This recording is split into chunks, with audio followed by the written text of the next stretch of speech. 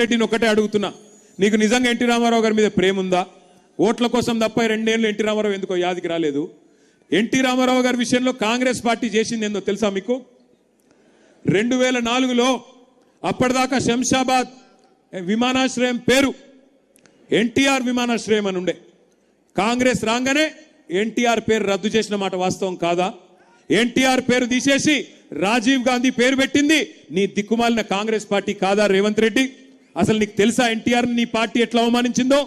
83లో NT Ramarao గారు పెద్ద మెజారిటీతో గెలిస్తే ఆయనను ఆనాడు ఇందిరాగాంధీ ప్రభుత్వం గవర్నర్ అడ్డం పెట్టుకొని అప్రజాస్వామికంగా తొలగించింది నీ దిక్కుమాలిన కాంగ్రెస్ పార్టీ కాదా?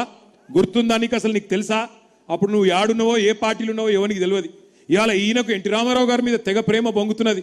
ఒక్కసారి ఎన్టీ రామారావు గారి మీద రేవంత్ రెడ్డి ఏం మాట్లాడిండో ఒక్కసారి మీరు చూడాలని చెప్పి నేను కోరుతా ఉన్నా.